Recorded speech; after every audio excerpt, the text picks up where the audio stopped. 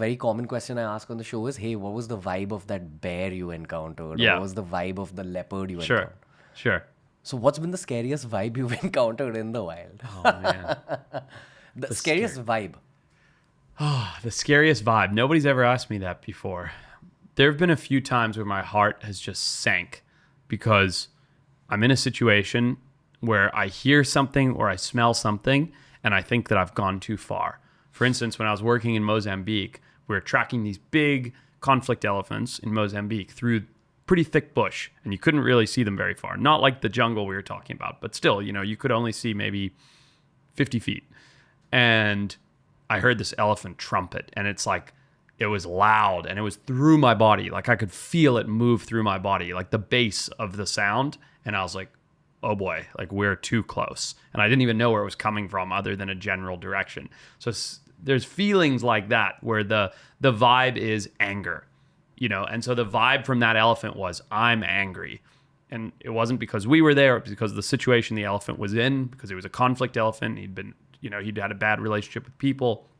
But the energy, the vibe, whatever you want to call it, that was an angry animal. And so it doesn't matter that I was there to try and help him. He was angry, and that is a bad vibe. Like if you're around a relaxed tiger, a relaxed lion, a relaxed elephant, the vibe's fine. They don't want to eat you. They're not predatory. They're not angry. But when you're around something like an elephant that's the size of a powerhouse and it's angry, like that's a bad feeling. Like I can feel that like we shouldn't be here. Like he's very angry at everything around him. Remember our conversation at Vantara where we were talking about how elephants have really high EQ? That's right. And probably even though they're that distant from us, they're able to pick up on what we're feeling right now. 100%. No question about it. That would be the case for wild elephants as well. 100%. Maybe even more. They're maybe even more. sharper because they have that wild instinct in them. And therefore, that elephant perhaps was trying to place fear inside you. And it worked. But do you think that's possible? Definitely.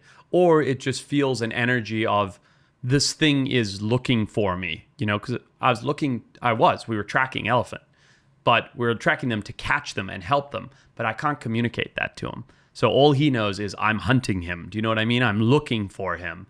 And so that animal, if he's picking up on that, he's already angry because he's had conflict with humans. Now he smells I'm a human, and he knows that I have this energy of I'm hunting you, I'm looking for you, even though I wasn't hunting him to kill him, just hunting him down.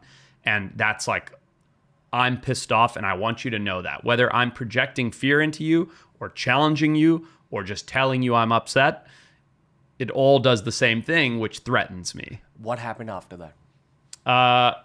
During that instance, we didn't track him down. We heard him and backed off. We ended up rubbing elephant dung all over us to try cover our scent, and went around to a different side of the wind and were able to spot him in the herd. And then we backed off and went and got the helicopters and then worked on the project. Yeah. Wow. Okay. Silly question, but when you're traversing through these kind of terrains, do you feel more like an ape? Because technically all of us are just really evolved apes.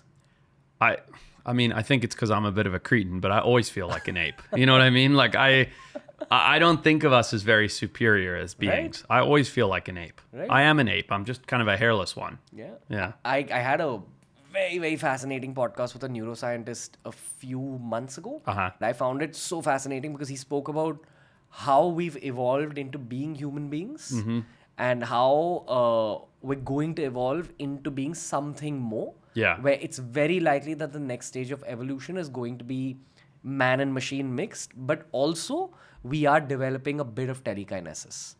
That's actively happening. I think we're devolving. You think we're going backwards? I think we're turning into something else. Have you ever seen the renderings? If not, I could find it on my phone or show you, of what the gamer looks like in 100 years from now. Like neck, like so you end up like hunched over, and your eyes get saggy, and your thumbs are carpal tunnel-y, and your posture's bad, and your skin is bad, and it's. Can technology and all these things defeat that? Probably, like Botox and plastic surgery and all these things. But I think we have, this is a crazy statement, I think the pinnacle of humanity was in like the 80s, 90s, because we had a little bit of technology, but we weren't reliant on technology for communication. We didn't rely on social media. You know, we weren't staring at our phones all day, our laptops, our TVs. And I think, my point being, this is a wild statement, but I think we have made technology inadvertently that is ruining us physically and mentally. Do you feel that more when you're walking through a forest? Because they say that environments like that, like jungles, Yeah. create something called forest bathing on you. Oh, interesting. It's the equivalent of like taking a dip in the ocean. You just Yeah. feel a little more revived after. 100%. So something happens in the jungle as well. When you spend time in 100%. nature. The thing I just said, that routine of staring at your phone, staring at a computer, staring at a TV screen, whatever. I'm not that extreme, but I'm pretty close when I'm at home. It's not until I get into nature, whether it's jungle, desert, ocean, anything, that I break that cycle and then realize that I'm poisoning myself when I'm at home with these digital devices. Like at first you miss it a little bit. And I'm talking about when I go on like a month-long expedition or something. First I miss it and I'm like, I want to know what's going on in the news. What's Donald Trump doing? What's going on with the politics? Who's at war with who? You know, what's going on? And then after a week, 4 days, I'm like, who cares? You know? And then after a few more days, I'm like, I don't ever want to check my phone again. Like you have to break that addiction that we have to technology. And then once you break it, again, it doesn't matter if you're in the jungle, the swamp, the desert, the ocean, you feel so free and alive and connected. And you're connected to the environment that you're in. And all of a sudden you're hearing birds you've never heard before. And you're smelling things you've never smelled before. And that jungle bathing, it's just how humans are supposed to be. It's how humans were designed to be. We're not designed to stare at these bloody screens. So you're saying that if you let go of technology over the course of 4 or 5 days and you Yeah. cut off from the city life on all levels, your senses open up a little more? 100%. And you've experienced this? Time and time again. Your senses open up. Your self-awareness changes completely. All of a sudden, you can hear a little bit better. You can smell a little bit better. You can see a little bit further. And so that's your senses heightening because you're not being sedated by this digital device where you're getting a dopamine hit. Then all of a sudden your awareness of, I can use my legs. Like I can actually move faster than I think through this ground that felt so awkward when I got here.